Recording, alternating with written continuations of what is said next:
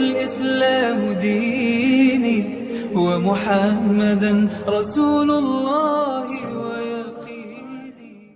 السلام عليكم ورحمة الله وبركاته. بسم الله الرحمن الرحيم. الحمد لله الذي هدانا لهذا وما كنا لنهتدي لولا أن هدانا الله. أشهد أن لا إله إلا الله وحده لا شريك له وأشهد أن محمدا عبده ورسوله. رب اشرح لي صدري ويسر لي أمري واحلل عقدة من لساني يفقهوا قولي. سبحانك لا علم لنا إلا ما علمتنا إنك أنت العليم الحكيم. اللهم أنت ربي لا إله إلا أنت خلقتني وأنا عبدك وأنا على عهدك ووعدك ما استطعت. أعوذ بك من شر ما صنعت وأبوء لك بنعمتك علي وأبوء بذنبي فاغفر لي فإنه لا يغفر الذنوب إلا أنت. لا حول ولا قوة إلا بالله. حول ولا قوة إلا بالله. لا حول ولا قوة إلا بالله. أما بعد. النبي صلى الله عليه وسلم. الفاتحة. أعوذ بالله من الشيطان الرجيم. بسم الله الرحمن الرحيم. الحمد لله. إياك نعبد وإياك نستعين. صراط الذين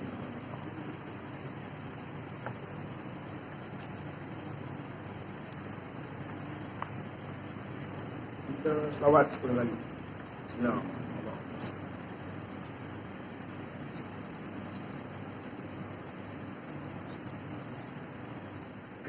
Alhamdulillah.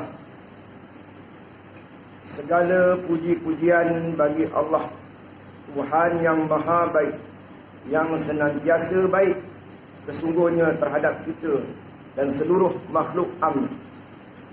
Setiap sesuatu yang ditentukan ke atas makhluknya, pada manusia dan khasnya diri kita ini, semuanya adalah terbaik. Kita akan mengetahui rahsia terbaik itu di akhirat kelak.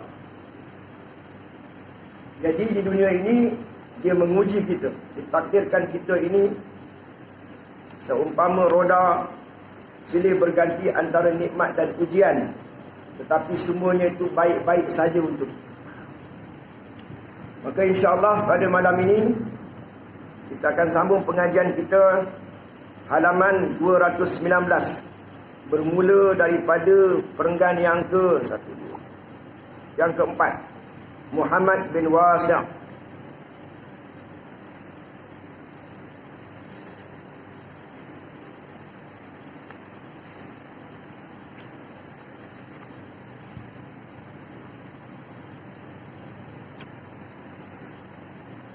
Sebagai mukadimahnya dan intipati kepada kisah yang akan dibacakan ini berkaitan dengan mimpi. Mimpi bagi orang mukmin, mimpi yang benar di akhir zaman ini disebut sebagai mubasyirat.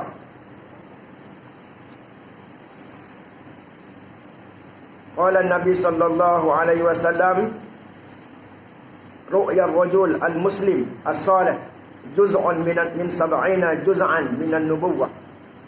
Rawahu Ibnu Majah. Mimpi seorang lelaki yang muslim,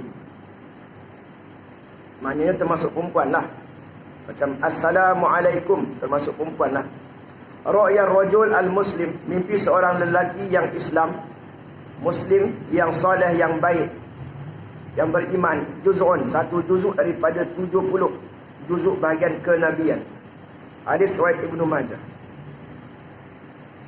Hadis ini nak menceritakan kepada kita bahawa di akhir zaman, di zaman setelah wafatnya Nabi sallallahu alaihi wasallam, maka orang-orang Islam, orang-orang mukmin yang bermimpi itu hampir-hampir tidak menipu.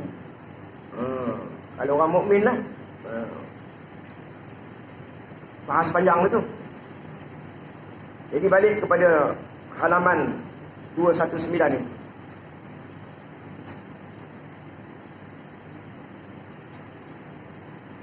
Saleh bin Basir menceritakan, aku melihat Atta' As-Sulami dalam mimpi. Aku berkata kepadanya, mudah-mudahan Allah selalu merahmatimu. Engkau selalu bersedih di dunia Ia menjawab, demi Allah, justru kesedihan itulah yang sekarang memberiku istirahat yang panjang dan kebahagiaan yang abadi. Sampai situ dulu. Jadi orang dulu-dulu ini, sebagaimana selalu yang disyarahkan, mereka-mereka ini adalah orang yang besar jiwanya, yang tinggi hemahnya, yang sangat-sangat berusaha untuk menjadi orang yang taqi, orang yang bertakwa, orang yang benar-benar mukmin. Sebab itu bagi mereka mimpi-mimpi ini biasa datang kepada mereka. Sehingga kan untuk mimpi bertanya khabar berkaitan kawan mereka, tentang kawan mereka yang telah pergi lebih dulu meninggalkan mereka, maka diizinkan oleh Allah Subhanahu Wa Taala. Maka dalam mimpi tersebut Saleh bin Bashir ini menceritakan, dia melihat Atta' As-Sulami dalam mimpi. Jadi dia berkata, mudah-mudahan Allah selalu merahmati kamu, engkau selalu bersedih di dunia. Maknanya di sini dia nak ceritakan bahawa kawan dia ni, Atta' As-Sulami ni, dia di dunia ni selalu bersedih. Rupa-rupanya orang yang selalu bersedih di dunia ini, dia ada kelebihan yang tersendiri. Jadi dalam malam ni punya pengajian terdapat banyak cerita mimpi-mimpi. Maka hendaklah kita berusaha supaya kita minat dengan cerita-cerita ni. Cerita-cerita ini berkaitan dengan hati seorang mukmin. Bagi orang yang jarang mimpi, tak pernah mimpi, jadi dia rasa macam berat nak terima, susah nak terima. Saya ringkaskan dulu sebelum sambung ni. Saya nak ceritakan mimpi yang kita nak cerita ni. Ni kelebihan-kelebihan. Seseorang itu dia berbeza-beza. Masing-masing ni ada kelebihan dia yang tersendiri. Yang pertama ni, dia selalu bersedih di dunia. Yang kedua, dia redha dan tak panjang angan-angan. Ada cerita nanti. Ketiga, darjat ulama. Darjat orang yang sering bersedih. Kemudian orang yang tak diampunkan. Dia minta ampun. Dia minta ampun akan dosa-dosa dia. Ada yang dia tak minta ampun. Yang dia tak minta ampun tu, Allah tak ampun. Yang kelima, kekang nafsu. Yang keenam, kakinya dalam hidup di dunia ini, kakinya dibayangkan di atas titik siratal mustaqim. Satu lagi, di surga. Apa maksudnya? Kelebihan air mata, kelebihan salat malam 2 rakaat. Ini ringkasan daripada mimpi yang saya nak ceritakan. Baik. Apa makna selalu bersedih di dunia ni? Ini contoh. Bila anak kita meninggal dunia, salah satu ahli keluarga kita meninggal dunia, mak, ayah atau kedua-duanya, kita bersedih. Bersedih ni namanya fitrah. Fitrah manusia semula jadi, dibekalkan perasaan-perasaan itu, kita bersedih. Tetapi bersedih itu tidak bercanggah, tidak bertentangan dengan redha. Kita redha, pasrah, redha dengan apa yang ditentukan oleh Allah. Tapi sebagai manusia kita sedih. Sebagaimana yang berlaku pada Nabi SAW ketika anaknya meninggal dunia, maka Nabi menangis, Nabi bersedih. Tapi sikit pun dia tidak menghalang dia daripada redha, dia redha. Jadi orang ni selalu bersedih di dunia. Terutamanya sedih dengan dosa. Sedih memanjang. Kalau Tuhan tak ampun dosa aku ni macam mana? Rasa bersalah, rasa cemas, rasa malu. Ini rasa-rasa yang dia bawa. Sepanjang hidupnya dia banyak bersedih. Tetapi bukan makna dia tak campur dengan orang. Dia bergaul dengan orang, dia bercampur dengan orang, dia bersembang-sembang dengan orang, dia bermesra dengan orang, menghiburkan orang. Tapi jauh di sudut hatinya orang tak tahu dia bersedih di atas peristiwa-peristiwa apa yang berlaku dalam hidup dia. Jadi rupa-rupanya kesedihan itulah yang menyebabkan dia boleh beristirahat panjang, boleh bergembira, kebahagiaan yang abadi. Aku bertanya, di mana tingkatan anda? Maka dia selalu membaca ayat ini. Bismillahirrahmanirrahim, dalam surah An-Nisa ayat 69. Wa may yuti'illah war rasul fa ulaika ma'al ladzina an'ama Allahu 'alaihim minan nabiyyin was-siddiqin wasyuhada'i was-salihin wa hasuna ulaika rafiqa. Barang siapa yang taat akan Allah, taat ni maknanya ikut perintah Allah. Ikut perintah Allah ini satu sudutnya senang, ikut je apa Tuhan kata, ikut. Yang dilarang jangan. Tapi tak semudah itu ya. Dia bergantung juga kepada kehendak Allah. Dia izin boleh, tak izin walaupun nak bangun malam ke, nak Sembahyang sunat duha nak ngaji tak dapat. Fa ulaika ma'al ladzina an'ama Allahu 'alaihim. Dan mereka itulah orang-orang yang bersama yang diberikan oleh Allah ke atas mereka apa dia? Yang diberikan nikmat sebagaimana diberi kepada nabi-nabi, pada siddiqin, syuhada dan orang salih. Wa hasunah, dan itulah sebaik-baik. Mereka itu sebaik-baik rafiqah, sebaik-baik teman. Jadi di sini kita nak jadi nabi dah tak boleh dah. Nabi dah tak ada dah. Wa siddiqin. Siddiqin ni orang yang benar, zahirnya benar, batinnya benar, sebagaimana Sayyidina Abu Bakar. Tak ada sikit pun depan orang ke belakang orang sama wataknya, sama sifat dia. Syuhada. Ini kita boleh insya-Allah di akhir zaman kita ini, kita boleh bercita-cita untuk menjadi, berazam, berniat, berusaha untuk menjadi orang yang siddiq, untuk menjadi syuhada, untuk menjadi orang yang soleh. Boleh berlaku. Jadi balik kepada tadi, yang kata selalu bersedih dekat dunia ni apa? Dia selalu bersedih dengan apa? Apa-apa ujian yang banyak, sering sudah jatuh ditimpa tangga, ada je masalah demi masalah, dah selesai datang pula masalah lain, atau belum lagi selesai satu masalah datang pula bertapuk-tapuk. Tapi dia menerima, bukan dia tak menerima. Hatinya sedih, menerima. Dia menerima takdir itu. Tapi sedih ni sedih fitrah. Jadi dia banyak rasa bersalah, rasa cemas, bimbang dengan salah silap, takut nanti dia tak selamat, takut nanti dia terjebak lagi dengan macam-macam lah. Orang fitnah dia, orang fitnah keluarga dia, sedih lah. Tapi dia reda. Bukan dia tak sabar, dia sabar. Kena faham tu, kena beza tu. Jadi satu dah dapat dah kelebihan orang yang bersedih. Yang kedua, ini sistem point insya-Allah. Jadi mudah-mudahan dapat masuk ke dalam hati dan perasaan kita. Jadi kita bolehlah fikir-fikirkan lepas ni. Zararah bin Abu Aufa yang sudah meninggal dunia ditanya dalam sebuah mimpi, menurut engkau amal apakah yang paling utama? Dia orang mimpi, kawan-kawan dia orang boleh cerita. Biasa je. Kita yang susah benar. Dah berpuluh-puluh tahun tak mimpi juga. Asyik-asyik mimpi rimau. Kejar rimau. Kejar rimau. Ibu pun break. Rimau pula kejar kita. Dapat mimpi macam ni, subhanallah. Dia mubasyarat, khabar gembira. Kita dapat motivasi, dapat dorongan untuk jadi baik. Menurut engkau amal apa yang paling utama?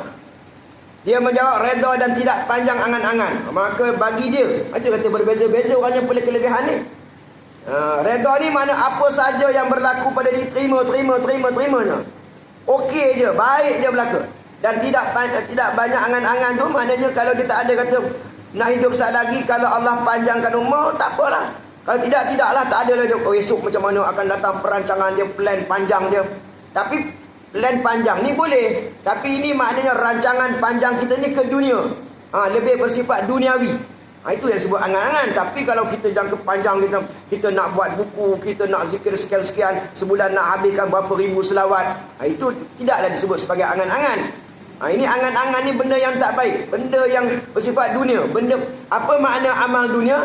Amal dunia ni maknanya tak ada pahala. Buat-buat berhenti kat dunia je. Maknanya tak sampai pahalanya di akhirat. Itu namanya amal dunia.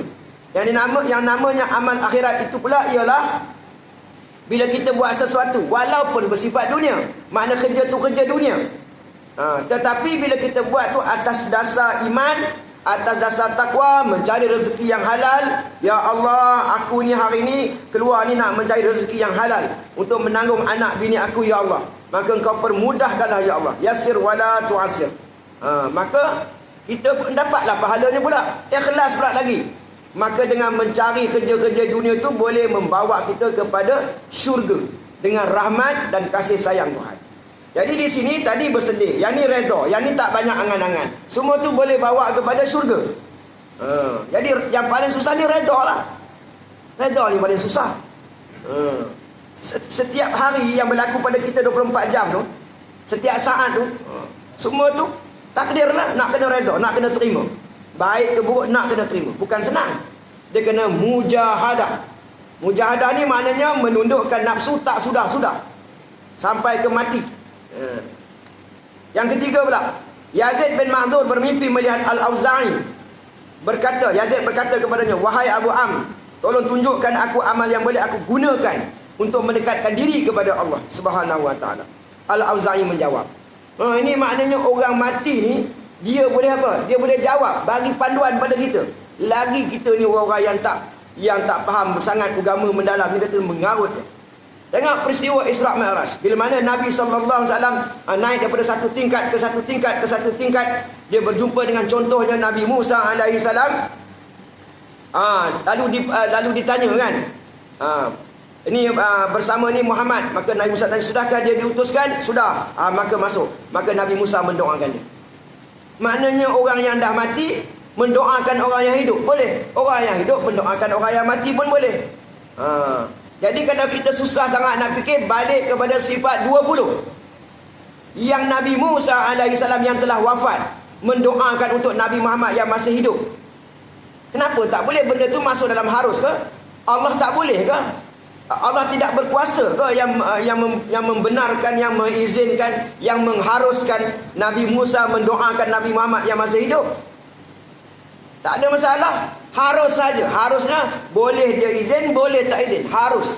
Bukan mesti. Mesti terpaksa pula. Harus saja. Sebab itu ketika peristiwa Isra' dan Mi'raj, bila mana Nabi SAW menjadi imam, 124,000 orang Nabi-Nabi ni semua ni menjadi makmum. Macam mana jadi makmum sedangkan mereka semua dah wafat di berbagai-bagai negara-negara yang jauh-jauh tu? Macam mana mereka boleh berdatangan semayang pula? Imamnya Nabi Muhammad yang masih hidup. Masih hiduplah masa ketika itu. Nabi-nabi lain dah wafat boleh bergerak. Itu disebut oleh Nabi SAW al-anbiya ahya. Nabi-nabi itu hidup, sebenar-benarnya hidup. Roh dia fi quburihim yusallun, dalam kubur mereka semayang. Ini pun nak kena disyarah juga, tidak kita tak faham. Sebab kita mengaji yang peringkat basic-basic je. Macam mana pula orang dah mati pula sembahyang lagi? Sembahyang ini bukan namanya sembahyang taklif. Taklif ni makna sembahyang yang dibebankan oleh syariat, yang mereka mesti sembahyang. Tak. Habis sembahyang apa ni? Ini sembahyangnya berenak-enak. Mereka ni berlazat-lazatan. Pasal apa berlazat-lazatan? Sebab bagi para nabi sembahyang ini bercakap-cakap, bermanja-manja, melepaskan rindu kepada Allah Subhanahu wa taala. Jadi mereka dibenarkan sembahyang di kubur. Itu yang bila mana Nabi naik ke langit, Nabi melihat Nabi Musa alaihissalam sedang sembahyang di tempatnya. Ya. Jadi Islam ni hebat. Jadi tak usah fikirlah ni takut mengarut lah, takut ni khurafat lah. Balik kepada tauhid. Semua nak ngaji sifat 20. Harus ke tak harus? Macam cawan ni. Saat lagi cawan ni, lagi 5 minit, dia boleh bertukar menjadi King Kong. Contoh, King Kong terus. Cawan ni lagi 5 minit boleh tukar jadi King Kong. Awak percaya tak? Kita pun spontan jawab, mengarut lah. Apabila kita kata mengarut lah, kita sedang menafikan kuasa Allah. Sedang menafikan kuasa Allah. Maka kita nak jawab apa? Mungkinlah. Kalau nak kata-kata mengarut, pada adatnya tak kot. Pada adat. Pada pengalaman saya, mana cawan ni boleh jadi King Kong pula. Tapi dengan kehendak Allah yang maha berkuasa, boleh saja lagi 5 minit cawan yang kosong ni menjadi King Kong. Boleh. Kalau dia nak. Kalau dia tak nak, tak apa nak. Sifat harus. Ini yang guna belajar tauhid ni. Jadi dia minta apa dia guna untuk dia. Dia minta pesan. Dia jawab apa? Aku tidak melihat di sana suatu darjat yang lebih tinggi dari darjat ulama. Lalu darjat orang-orang yang sering bersedih. Saya pernah cerita bagaimana seorang yang membunuh bapa saudara Nabi namanya Wahsy dengan Hindun tu. Dia bunuhnya. Dia bunuhnya bapa saudara Nabi. Tapi yang pelik, dia pembunuh bapa saudara Nabi, akhirnya dia boleh masuk Islam. Dapat hidayat. Dapat hidayat, masuk Islam. Udah masuk Islam, Nabi panggil dia. Wahsy, mai kemari sini. Dia datang pada Nabi. Begitulah mafhumnya. Sekarang wahai Wahsy, kamu ceritakan ke aku. Macam mana kamu bunuh bapa saudara aku? Ceritakan. Dia dah Islam masa tu. Dia ceritalah. Sambil menangis cerita. Hampir habis. Nabi dengar aja. Lepas tu dia kata, ya Rasulullah, maafkan aku, ampunkan aku ya Rasulullah, ampunkan dosa-dosaku. Rasulullah spontan menjawab, aku telah ampunkan segala macam kesalahan kamu. Tapi Nabi tak tengok wajah dia. Nabi tak tengok wajahnya. Setiap inci, setiap apa yang Nabi bertindak, bersikap terhadap manusia, terhadap sahabat-sahabatnya, semuanya mempunyai hikmah. Iaitu rahsia. Rasa yang luar biasa. Disebabkan walaupun Nabi maafkan dia, Nabi tak pandang wajah dia, sedih benar dia. Sedih sangat dia. Macam kita lah, mak raya-raya datang dah 5 tahun tak balik, mak minta maaf, mak maafkan lah, mak maafkan. Mak tak pandang. Mak tak maafkan ni, mak maaf. Mak tak pandang. Apa rasa hati kita? Ini Nabi tak pandang. Nabi tak pandang. Jadi lepas itu, yang si Wahsy ni pergilah dia dengan membawa hati yang lara, hati yang sedih, sampai ke mati. Bawa hati yang lara. Maka diceritakan oleh ulama-ulama bahawasanya Wahsy tadi akhirnya masuk ke syurga dengan rahmat Allah Subhanahu wa taala. Dengan sebab apa? Masuk dengan rahmat. Sebabnya apa? Sebabnya kerana dia menyimpan rasa sedih, memanjang sampai ke mati. Rasa sedih itu menjadi syafaat kepada dia. Itu pun diambil kira oleh Allah Subhanahu wa taala. Dan satu lagi darjat ulama. Ulama ni mana orang yang alim. La yakunu aliman hatta bi ilmihi amilan. Tidak dikatakan alim itu sehingga dia beramal dengan ilmu. Itu betul-betul baru nama dia ulama. Jadi ulama ini biasanya ada ulama su, ulama jahat, ulama hasan. Hasan bukan nama dia, ulama yang baik, ulama yang jahat. Lebih-lebih lagi akhir zaman. Nabi kata ada satu ulama yang aku lebih takut. Aku lebih takut lagi daripada Dajjal. Lebih takut, padahal Dajjal tu yang fitnah yang paling besar. Ada lagi Nabi paling takut. Pasal apa? Yang Nabi khawatir lagi, iaitu ulama usul.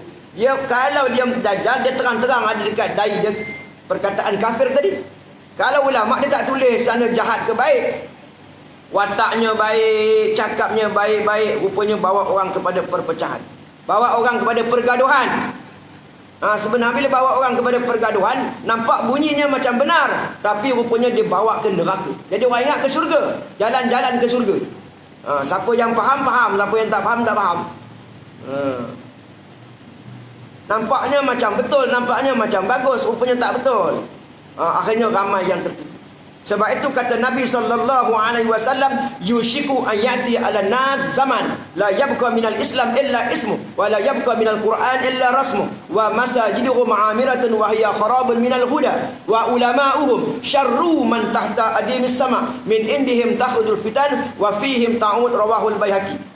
Hampir-hampirlah telah tiba masanya datang kepada manusia bahawa Islam itu tinggal nama, Quran itu tinggal tulisan, dan masjid mereka Amirah. Masjid Amirah tu ramai datang, berbondong-bondong orang datang sembahyang berjemaah. Wahya kharabun minal huda, dan sunyi daripada petunjuk. Tak dapat hidayah, ramai saja, zahir saja ramai. Wa ulama'uhum, dan ulama mereka, ulama daripada kalangan mereka, syarru man tahta adimis sama, adalah yang paling jahat di bawah kolong langit. Daripada mereka timbul fitnah dan akhirnya kembali balik fitnah kepada mereka tadi. Sebab itu hari ini, maaf cakap, orang-orang yang bijaksana dah bingung. Macam isu COVID-19 pun. Dulu ikut. Sekarang ni, pasal apa pula ada orang boleh pergi pasar raya, berkumpul ramai-ramai. Tiba-tiba nak sembahyang berjemaah tak boleh, kena jarak pula. Pasal apa? Udah baru sedar, baru faham. Tapi nak suara siapa yang nak dengar suara ni? Bolehkah kerajaan menerima pakai suara-suara ni? Bolehkah diperbincangkan, diperhalusi sekali lagi? Diperhaluskan sekali lagi, diajak bincang, runding, nak ketahui macam mana, jam kan? Sehinggalah datangnya mujaddid. Mujaddid dah datang pun. Tunggulah masa dan ketikanya. Nanti barulah dan baru boleh selesai masalah semua. Sekarang biar lantak dia, biar apa nak jadi, jadi jalan dulu. Jadi ulama-ulama ini walaupun kadang-kadang jahat, biasanya ghalibnya akhirnya bila nak mati dia bertobat. Biasanya dia orang alim. Dia tersak ni ikut cakap sana, ikut cakap sini, last sekali dia pun bertobat. Saya ada lama nama 2-3 nama lah ulama-ulama yang macam ni, dan akhir ujung-ujungnya bertobat. Tahulah ceritanya. Ulama besar akhirnya bertobat. Sebab orang alim ni bukan senang, dia punya ujian. Itu kata arwah siapa? Arwah ulama dulu yang dia kata, sebenarnya tuan-tuan, kita ni kalau besar serban kita lagi besar ujiannya katanya. Besar bakul durian lagi besar ujiannya. Baik. Kita dapatlah ya. Darjat ulama redha, tak banyak angan-angan, selalu bersedih. Saya nak baca cepatkan sikit. Masa berjalan cepat. Dah sampai masa bagi isyarat. Berhenti Ustaz. Ibnu Uyainah berkata, aku bermimpi bertemu dengan saudaraku. Aku bertanya kepadanya, wahai saudaraku, bagaimana Allah memperlakukan kamu? Ia menjawab, nampak? Allah mengampunkan semua dosa yang pernah aku mohonkan ampunannya, dan tidak berkenan mengampunku atas dosa-dosa yang tidak aku mohonkan ampunannya. Ringkasnya macam ni. Kita ada contoh 1000 dosa. Kita dah minta ampun dosa ni 999. 1000 dosa, 900 dosa kita minta dosa. Yang satu tu, alah kecil je, alah Tuhan boleh maafkannya.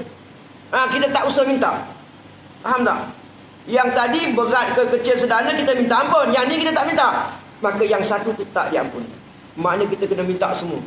Tak perlulah sebut satu-satu. Ya Allah, ya Tuhanku, dengan rahmat Engkau, kasih sayang Engkau, dengan berkat Nabi SAW, ampunkan dosa aku yang sengaja, tak sengaja, yang terang, yang tersembunyi. Ya Allah, sama ada kecil besar, ya Allah, sama ada yang aku ketahui atau tidak, Engkau lebih mengetahui. Ampunkan semua dosa-dosaku, ya Allah. Jangan, ya Allah, Engkau ampunkanlah 999 dosaku, yang satu tu pandai-pandai Engkau lah. Na'udzubillah. Na'udzubillah. Subhanallah. Astagfirullah. Ya. Astagfirullah. Lagi Al-Talhi berkata, ambil poin tadi lah ya. Poin tu kalau kita masukkan dalam hati kita, insya-Allah. Aku bermimpi melihat seorang wanita yang berbeza dari wanita lain di dunia. Aku bertanya, siapa engkau? Ia menjawab, aku bidadari. Lain lah, bidadari tak sama lah. Pinanglah aku kepada tuanku, kepada tuan akulah, Allah Subhanahu wa taala, dan beri aku mas kahwin. Aku bertanya, apa mas kahwin tu? Ia menjawab, kekanglah nafsumu dari hal-hal yang dapat membahayakan. Kekanglah nafsu maknanya tahanlah syahwat. Ini susah. Setengah laki-laki ujiannya syahwat, setengah laki-laki ujiannya duit. Dia tak sama. Setengah laki-laki ujiannya nafsu. Yang lain semua dia boleh tinggal. Yang bab nafsu ni dia nak ikut juga. Dah tua pun, dah tui pun nak ikut juga. Tak boleh tinggal. Ini saya lah ni. Subhanallah. Astagfirullah. Jadi nak ikut juga nafsu syahwat ni. Saya bagi contoh. Kita bertuhankan Allah, bernabikan Muhammad. Contohnya kita ikut nafsu 5 minit je.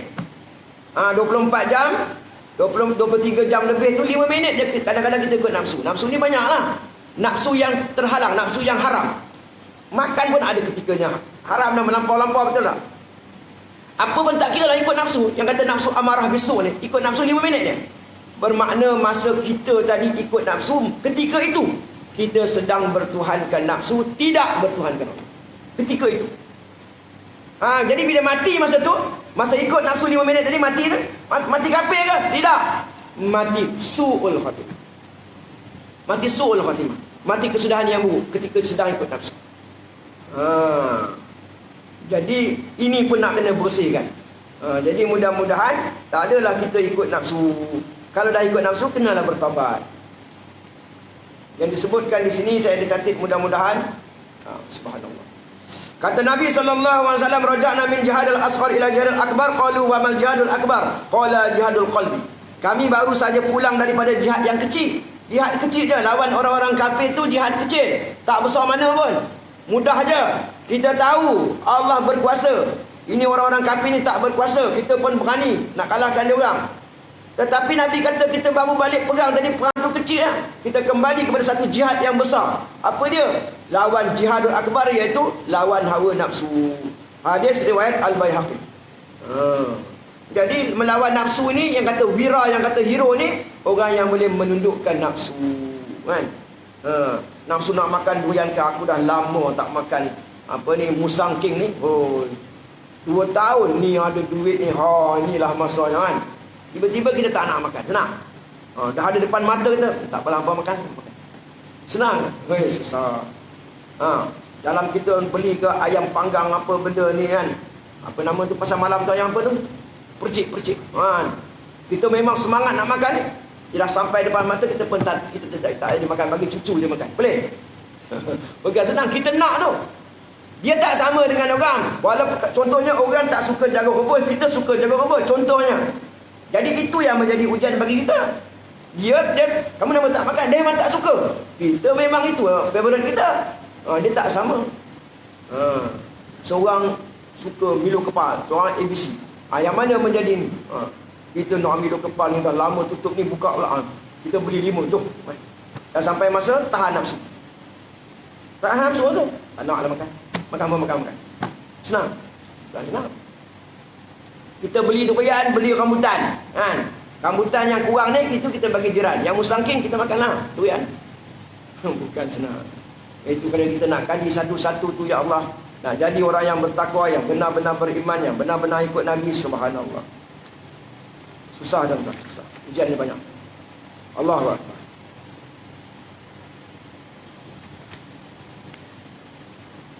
Allahu Akbar. Sikit lagi, ada 5 minit lagi, insya-Allah. 7 minit, baik. Boleh lagi. Muka surat 221. Seorang teman, saya lompat sikit. Seorang teman Sufyan As-Sauri mimpi bertemu dengannya. Setelah ia meninggal, temannya itu bertanya, bagaimana Allah telah memperlakukan engkau? Ia menjawab, salah satu telapak kakiku aku letakkan di surat, dan yang satu lagi ada di surga. Apa makna ni? Ini yang saya punya faham lah, wallahu alam. Yang saya faham ni, jangan silap sikit dia. Satu kaki letak dekat surat. Makna jalan di atas titik siratal mustaqim ni. Dan diberi gambarannya sangatlah halus, macam mata pedang tu lagi halus. Setengah memberi gambaran macam rambut dibelah 7. Macam-macam gambaran diberi ya. Jadi silap sikitnya ke neraka. Hidup kita macam tu lah. Maknanya kita ini nak selamat kata ni, dia letakkan kaki letak kat surat. Maknanya dia sangat berhati-hati. Sangat berhati-hati, jangan terbuat benda yang boleh membawa kepada haram, boleh bawa kepada dosa. Dan satu lagi, letak dekat syurga. Maknanya dia khairah dengan kebaikan. Sebab setiap kebaikan itu membawa ke syurga, menjadi sebab rahmat. Sebab itu saya sebut dulu bahawa yang dikatakan pahala tu, dengan molek-molek tuan-tuan, yang dikatakan pahala itu ialah nilainya lebih besar lagi daripada dunia dan isinya. Satu pahala nilainya lebih besar lagi daripada dunia dan seisinya. Satu hari orang Yahudi bertemu dengan cucu Nabi SAW. Saya lupa dah Hasan ke Husain. Jadi dia tengok pakaian cucu Nabi ni lawa, cantik. Yahudi macam buruk. Jadi ringkaskan cerita, dia kata, wahai cucu Rasulullah, kenapa engkau pakai baju yang begitu cantik dan aku ini pakai baju yang buruknya? Bukankah Nabi menyebut ad-dunya sijnul mu'min wa jannatul kafir? Dunia itu penjara bagi orang mukmin. Tapi engkau pakai baju lawa-lawa. Aku pakai buruk-buruk, macam mana? Tak patut. Patut sijnul mu'min kau pakai baju buruk macam aku lah. Aku ni pakai baju lawa-lawa. Maka cucu yang cerdik bijaksana jawab apa? Yang kira engkau ni, yang kata sijnul wa jannatul kafir ni, dan pakaian engkau yang buruk macam ni, yang selebek ni, itulah sebenarnya syurga bagi engkau. Itulah syurga dah tu. Walaupun buruk dah syurga dah. Maknanya lagi sana lagi teruk daripada tu, kalau engkau tak Islam. Dia jawab macam tu lah. Jadi sejnul mukmin ni maknanya penjara. Dunia ni penjara bagi orang banyak, tak boleh. Tu tak boleh, ni tak boleh. Habis pakai baju cantik boleh ustaz? Boleh. Apa namanya? Tahaddus min ni'mah. Ini nikmat Allah beri pada aku. Baru ni ada cucu aku bagi. Baru ni anak berikan aku pakai. Syukur kepada Allah. Ni nikmat engkau beri. Zahirkan nikmat. Wa amma bi ni'mat rabbika fahadis. Ada pun nikmat tu kau cerita-cerita hebat kat orang, dapat pahala. Ada satu lagi hebat-hebat kat orang, riak, berdosa pula dah. Tu sikit je lari habis out. Itu kelebihan apa? Jadi kelebihan sikap kita. Silap sikit habis. Ada orang kerana niat. Saya tak baca yang atas tu, saya tak baca cerita, cuma niat. Kerana niat boleh masuk surga. Bunuh 99 orang. Itu nak taubat. Wahai Tuan Guru, aku nak bertaubat. Apa dosa engkau? Aku dah bunuh 99 orang. Jadi aku nak taubat, boleh tak? Berapa orang? 99 orang. Tak boleh. Banyak benar? Tak boleh. Betul Tuan Guru? Tak boleh? Betul. Tak boleh? Tak boleh. Dia bunuh Tuan Guru, padan muka. Cukup 100 orang dibunuh. Lepas tu jalan lagi, jumpa Tuan Guru lain. Wahai Tuan Guru, aku dah bunuh 100 orang. Aku nak bertaubat, boleh tak? Boleh. Boleh pula. Jadi kau pergi satu kampung sana, kau pergi solok sana, berzikir, wirid, ibadat kat sana. Dia pun jalan. Belum sampai kat kampung, dia meninggal dunia. Maka turun malaikat. So malaikat ni tak ada ilmu, kecuali kalau Allah bagi tahu. Mereka bertelingkah, mereka bergaduh. Cara malaikat lah. Bergaduh cara malaikat. Macam mana? Mana aku tahu. Cara dia bertelingkah ni surga ke tak surga kan? Mati husnul khatimah. Akhirnya dia mati dalam diukurkan jarak tu. Akhirnya dengan niat, belum lagi beramal, belum berzikir lagi, masuk surga. Dah insya-Allah. Subhanallah. Jadi mudah-mudahan dengan poin-poin itu kita mintalah supaya kita diberi hidayah taufik, mudah-mudahan kita faham, kita boleh amalkan insya-Allah di penghujung-penghujung ni usia kita. Semua orang ada penyakit, ada yang tak ada penyakit. Wallahu a'lam. Sekian, wabillahi taufiq wal hidayah. Assalamualaikum warahmatullahi wabarakatuh. Al-Fatihah.